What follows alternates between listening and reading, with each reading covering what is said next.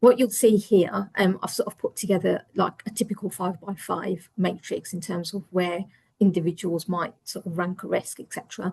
And visually, everyone's familiar with this, and everyone will see, if a risk lands in the red space, or that's the danger zone, we need to do something about it. And if it's green, everyone's quite happy, and almost like they look past, well, it's green, so we don't really need to think about it. That's not really how risk management should work, and it's a case of having good governance in place allows you to really think behind, well, what do those numbers and colours actually mean? And often I've seen clients and organisations say, we don't want the colour. We can see it's a 1 to 25, but just strip the colour away, because once someone sees something red, that's it, that's all they focus on, and they don't want to see anything else. Whereas actually it's looking behind how that's actually managed to get to where it is. What is the likelihood of this risk actually crystallising? And if it should crystallise, then what is that impact going to be? And you almost need to switch that mindset to how your governance processes work as well. So it's understanding, if we don't have this governance and controls looking across the 3 lines, what is the likelihood of somebody not following a policy or procedure, and what is the impact that's going to have, and what is the trickle effect that's going to happen then across the organisation? So I just wanted to put that in so as a visual, so you can sort of see where the next sort of slides are going to go.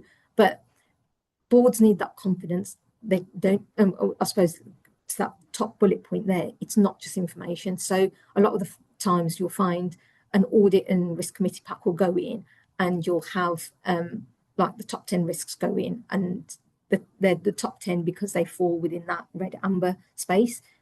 But that's not giving them the real rationale as to why those risks have fallen where they've fallen. And it's the mechanisms behind this that are really important, and demonstrating that good governance is actually in operation.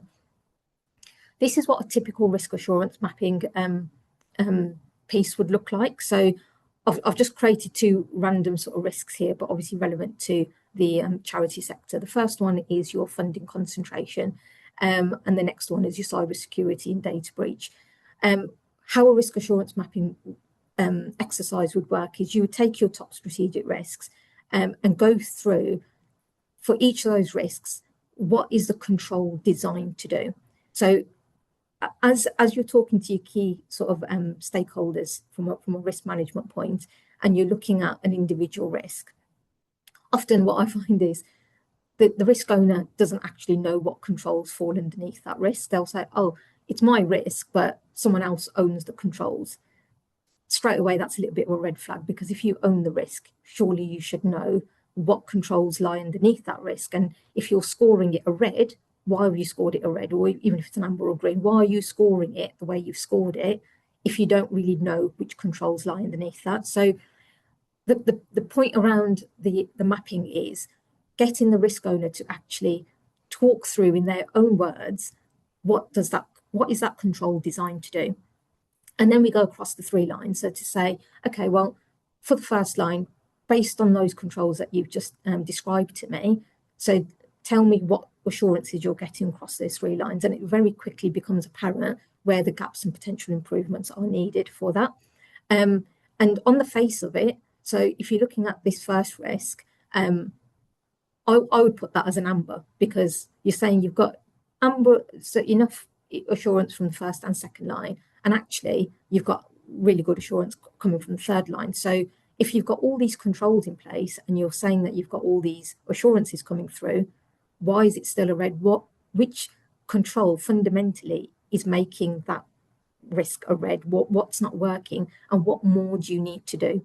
And because you need to do more, you're almost like then saying, well, why am I putting so much effort and resource into something that's well managed, well controlled, when actually you've got something that's really not controlled at all? So if you look at the risk below, there's far more gaps and improvements sort of identified across all 3 lines, but we've marked that one an amber.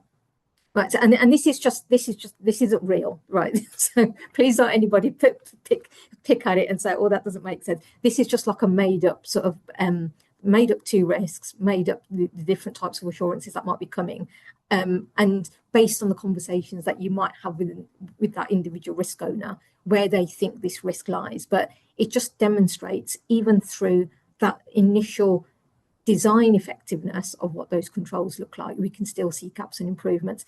This would then create an action plan for the individual risk owner to take away and sort of work through, actually, what additional things do I need to do to improve the governance and the strength of the controls that are already existing, rather than just ploughing resource into something that you haven't tested. So hopefully from a visual perspective, you can see how this might be helpful, and how this almost lifts where we're getting those assurances from across the first, second, third line, and what more could be potentially done.